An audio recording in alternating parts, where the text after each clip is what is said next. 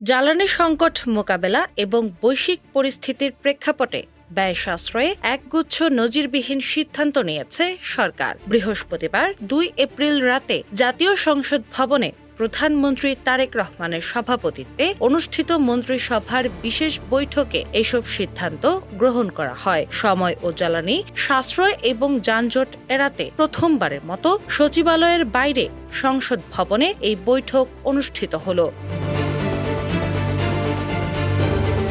মন্ত্রিসভার সচিব নাসিমুল গনি বৈঠক শেষে জানান, আগামী রোববার থেকে সরকারি ও বেসরকারি অফিসের সময়সীমা সকাল ৯টা থেকে বিকেল ৪টা পর্যন্ত নির্ধারণ করা হয়েছে। ব্যাংকিং কার্যক্রম চলবে সকাল ৯টা থেকে বিকেল ৩টা পর্যন্ত।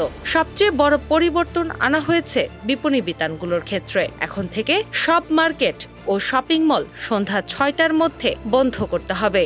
তবে জরুরি সেবা যেমন ওষুধ ও খাদ্যের দোকান এই নিয়মের আওতামুক্ত থাকবে। এছাড়া গণপরিবহনের শৃঙ্খলা ও পরিবেশ রক্ষায় ইলেকট্রিক বাস আমদানিতে শুল্ক কমিয়ে ২০% করা হয়েছে।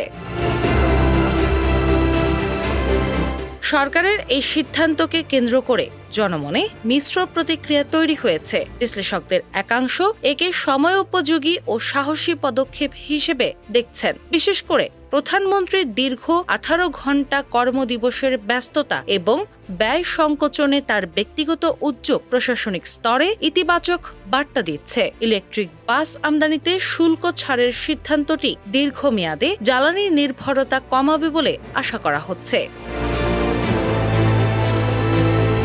তবে মুদ্রার উল্টো পিঠে রয়েছে তীব্র সমালোচনা। বিরোধী রাজনৈতিক পক্ষ ও সাধারণ মানুষের একটি অংশ প্রশ্ন তুলছে, এই সিদ্ধান্ত কি সরকারের সক্ষমতার ঘাটতি নাকি কৃত্রিম জ্বালানি সংকটের বহিঃপ্রকাশ?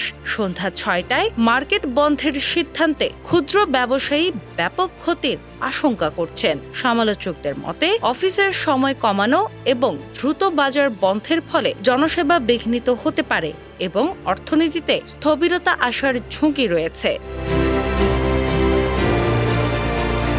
সরকার অবশ্য বলছে এটি কোনো দুর্বলতা নয়, বরং উদ্ভূত বৈশ্বিক পরিস্থিতি সামাল দেওয়ার একটি কৌশল। এই কঠোর মনিটরিংয়ের মাধ্যমে অপচয় রোধ করে পরিস্থিতি স্বাভাবিক রাখাই প্রশাসনের মূল লক্ষ্য।